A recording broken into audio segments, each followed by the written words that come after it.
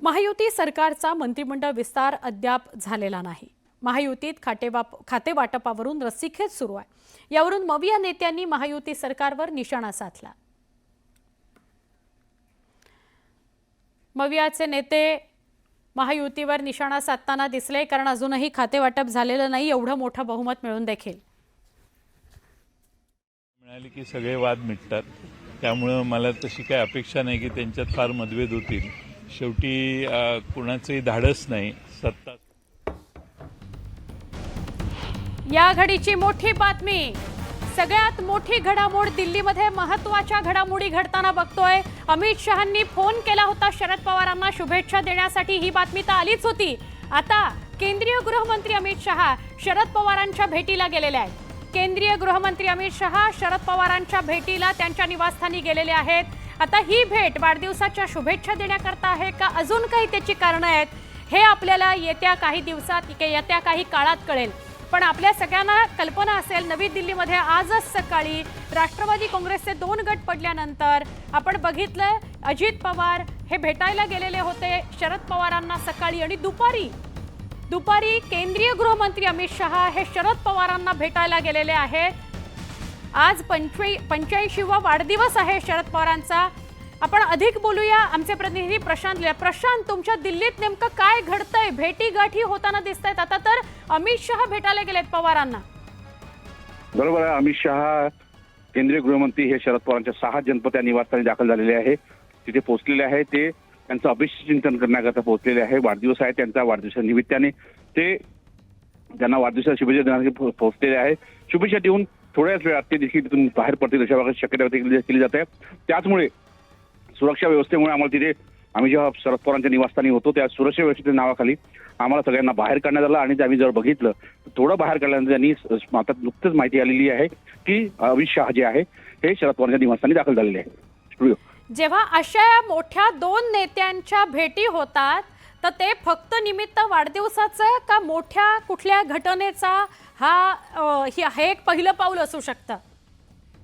नाही, पण ज्या पद्धतीने माहिती मिळते या संदर्भात आम्ही शरद पवारांनाही या संदर्भात भेटलो होतो। त्यांच्याकडून माहिती मिळाली। साधारणतः जर बघितलं आपण तर आज अनेक नेते त्यांना भेटायला येत आहेत। अगदी शिवसेनेचे नेते देखील त्यांना भेटायला आलेले आहेत, शिवसेनेचे खासदार त्यांना भेटायला आले आहेत, काँग्रेसचे नेते त्यांना भेटायला येत आहेत। पण दरम्यानच्या काळात नुकतेच काही क्षणापूर्वी केंद्रीय गृहमंत्री अमित शहा देखील हे शरद पवारांच्या निवासस्थानी दाखल झालेले आहेत। पण प्रशांत, आपण बघितलं प्रचारादरम्यान, म्हणजे लोकसभेचे प्रचार असू देत किंवा विधानसभेचे, प्रचंड जहरी टीका शरद पवारांवर झाली, त्यांच्या नेतृत्वावर झाली, त्यांची कशी कार्यपद्धती आहे त्याच्यावर झाली। अजित पवारांनी पण टीका केली, पण अजित पवार सकाळी भेटायला गेलेले होते, अभिष्ट चिंतन केलं। आता तर केंद्रीय गृहमंत्री अमित शहा भेटायला गेलेले आहेत शरद पवारांना, त्यामुळे तर्कवितर्क सुरू होऊ शकतात की नेमक्या या भेटीमागे दडलंय काय? बरोबर आहे, काल जर बघितलं आपण, काल त्यांचे खासदार जे आहेत बीडचे ते त्यांना भेटायला गेले होते। त्यानंतर आज खुद्द अमित शहा हे शरद पवारांना भेटायला आले आहे। हे अत्यंत महत्वाचं आहे की ज्या निमित्ताने चर्चा सुरू आहे, वेगवेगळ्या प्रकारच्या चर्चा सुरू आहे, या संदर्भात शरद पवारांना विचारणा केली असता त्यांनी स्पष्ट केलं की यामध्ये कुठलेही जी चर्चा सुरू आहे त्या बिनबुडाच्या आहे। पण महत्वाचं म्हणजे जर बघितलं, या सगळ्या पार्श्वभूमीवरती अमित शहा जेव्हा एक शरद पवारांच्या निवासस्थानी भेटायला जातात, त्याचा अर्थ काय घ्यावा हे देखील पाहणं अतिशय महत्वाचं असेल। आपल्याला लोकसभा निवडणुकीच्या दरम्यानचं चंद्रकांत पाटलांचं वक्तव्य पुण्यातलं आठवत असेल की त्यांनी एक वक्तव्य केलं होतं शरद पवारांसंदर्भातलं। आता ते मी वक्तव्य करणं चूक आहे, पण त्यांनी जे वक्तव्य केलं होतं तो एक दिवस, आणि आज केंद्रीय गृहमंत्री भाजपचे अमित शहा हे भेटायला जातात शरद पवारांना। वाढदिवसाचं निमित्त आहे, 85वा वाढदिवस आहे शरद पवारांचा, आणि अजित पवार सुद्धा सकाळी भेटले। तर या सगळ्याचे काय अर्थ काढायचे? काही वेगळी रणनीती त्याचा एक भाग?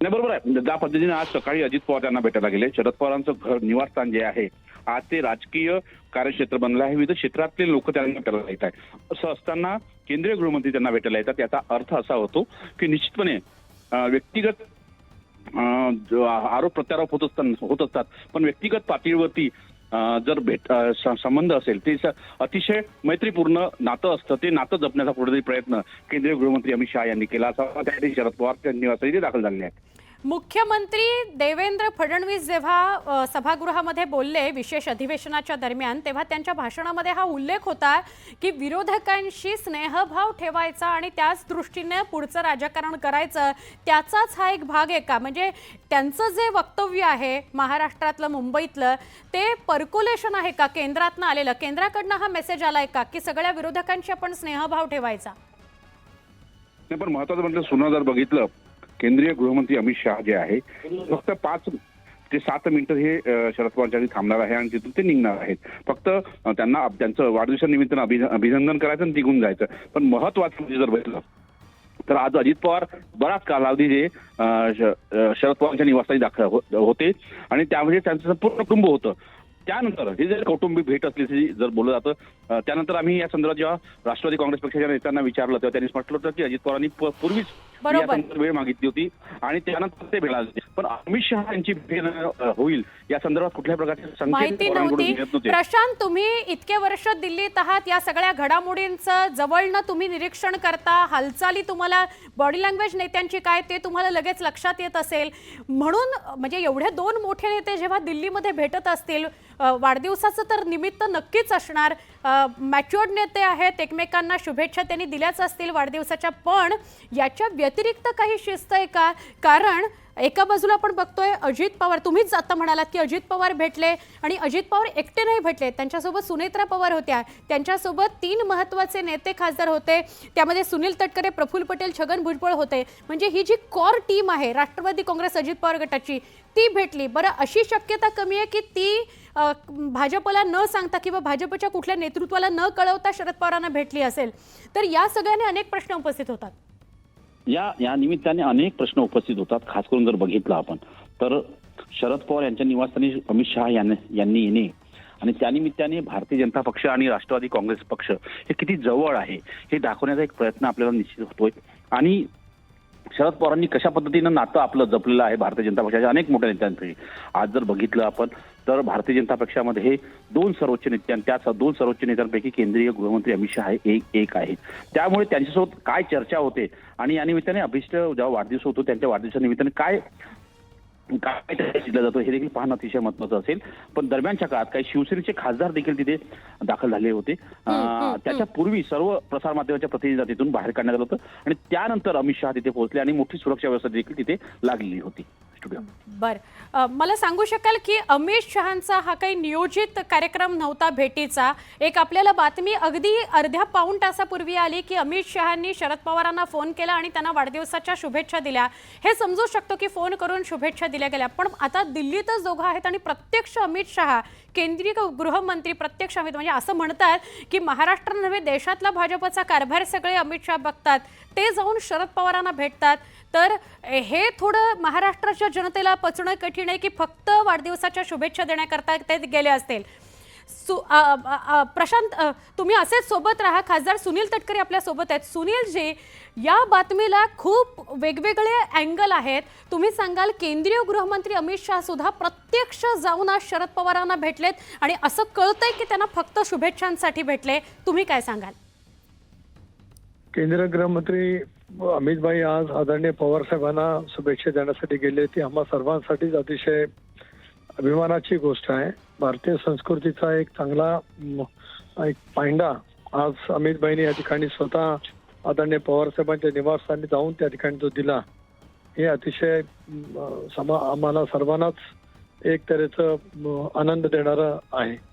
सुनीलजी, तुम्ही म्हणताय हे अगदी बरोबर की एक चांगली सुरुवात की विरोधी पक्ष नेत्यांशी, म्हणजे विरोधात असलेल्या नेत्यांशी सुद्धा चांगला भाव ठेवायचा. पण आज तुम्ही सुद्धा सगळे जाऊन भेटून आलात सकाळी. 2 गट राष्ट्रवादी काँग्रेसचे पडल्यानंतर तुमची पण ही पहिलीच भेट होती शरद पवारांशी आणि तुम्ही 1.5 पाऊण तास गप्पा मारल्यात. त्याच्यानंतर आज केंद्रीय गृहमंत्री अमित शहा भेटणं, ते पण नियोजित नव्हतं, अचानक जाऊन त्यांनी भेटणं, याचे अनेक अर्थ निघतात. तर आतली बात काय आहे? नाही, काही नाही याच्यामध्ये. आज आम्ही आदरणीय पवार साहेबांना त्यांच्या वाढदिवसाच्या निमित्ताने शुभेच्छा देण्यासाठी त्या ठिकाणी गेलो होतो. शुभेच्छा देण्याचा एक आनंद वेगळाच असतो जीवनामध्ये आणि तो नेहमीच आम्ही गेले वर्षानुवर्ष त्या ठिकाणी शुभेच्छा देत आलो.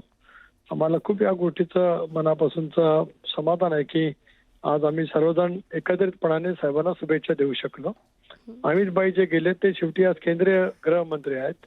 त्यांनी तीच परंपरा जी काय भारतातली आहे ती त्या ठिकाणी निश्चितपणाने दर्शवलेली आहे. या राजकारण विरहित गोष्टी आहेत. आणि आयुष्यातलं एक याच्या आता- याच्या व्यतिरिक्त कुठलाही अर्थ नाही, अँगल नाही सुनीलजी. याचा दुसरा अर्थ काढणं चुकीचं ठरेल. कारण मग सदस्याच्या मनातल्या ज्या भावना आहेत सदस्याच्या बद्दलच्या त्या मग त्याच्यातून बाजूला त्या ठिकाणी निश्चितपणे पडतात.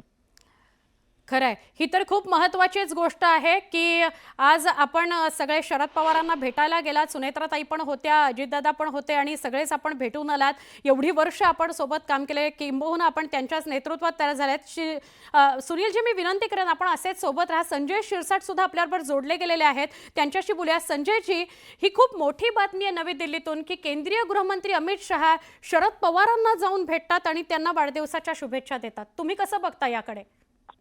बघा, शरद पवार साहेब आहे जे राजकारणामध्ये अनेक कित्येक वर्ष ते काम करतायत आणि त्यांचा एक वेगळा दबदबा म्हणा किंवा एक आदर हा देशाच्या राजकारणामध्ये निश्चित आहे. हे नाकारून चालणार नाही. आणि हे रिलेशन सुद्धा त्यांनी सर्वांशी मेंटेन केलेत. आज शरद पवार साहेबाला जर पाहिलं, मागच्या वेळेला सुद्धा पाहिलं, खासदाराची संख्या किती यापेक्षा शरद पवारच्या शब्दाला महत्व किती हे सगळ्यांनी अनुभवलेलं आहे. म्हणून अमित शहा साहेब सुद्धा गेलेत. ते एक रिलेशन त्यांच्याशी आहे आणि ते कायम राहावं या भावनेतून गेलेले आहे. आपण राजकारण संजयजी, राजकारण यात आणू नये हे अगदी बरोबर, पण अजित पवार आज भेटतात. अजित पवारांचे सगळे महत्वाचे नेते, कोर टीम भेटते, जाऊन अर्धा पाऊण तास गप्पा होतात त्यांच्या. त्यानंतर आता केंद्रीय गृहमंत्री भेटतात. एक थोडा शिवसेनेवर दबाव नाहीये या सगळ्या घडामोडींचा दिल्लीतल्या? शिवसेना म्हणजे आमच्यावर दबाव नाही. आता गटावर काय दबाव असेल तर त्याच्याबद्दलची मला माहिती नाही. तुमच्यावर शिंदेवर दबाव आणण्याकरता सुरू आहे असा सुद्धा एक सूर उमटतोय या ज्या दिल्लीत घडामोडी. अशी कुठली शंका नाही आपल्या मनामध्ये की त्यामुळे काही दबाव निर्माण होऊ शकतो शिवसेना शिंदे गटावर? नाही, आमच्यावर कोणत्याही प्रकारचा दबाव नाही. उलट आम्ही या गोष्टीला पॉझिटिव्हली घेतो की राजकारणामध्ये अशा प्रकारचं वागणं हे कधीही चांगलं. राजकारण वेगळं आणि नातेसंबंध जपणं हा एक भाग आहे. म्हणून आम्ही त्याला दबाव मानत नाही. ते एक गुड संकेत म्हणून पाहतो. नक्की. खरं तर खूप मोठ्या मनाने आपण असं म्हणताय आणि सुनीलजींनी पण तेच म्हटलं की फक्त आणि फक्त शुभेच्छा देण्याकरताच ही भेट होती आणि केंद्रीय गृहमंत्री सुद्धा त्याच करता भेटलेत.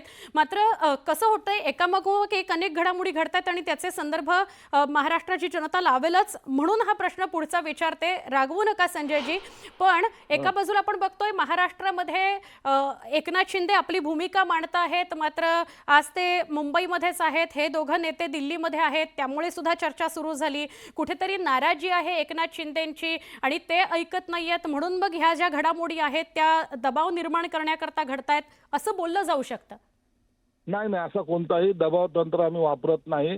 शिंदे साहेबांचा स्वभाव महाराष्ट्राला माहिती आहे. ते बोलतील, तोंडावर ते सांगतील.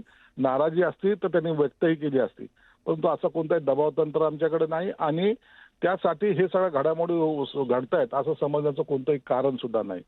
म्हणून जे राजकारणात पॉझिटिव्ह सिग्नल दिलेला आहे त्याचं आम्ही स्वागत करतो. आम्ही त्याला अदरवाईज काही घेत नाहीत.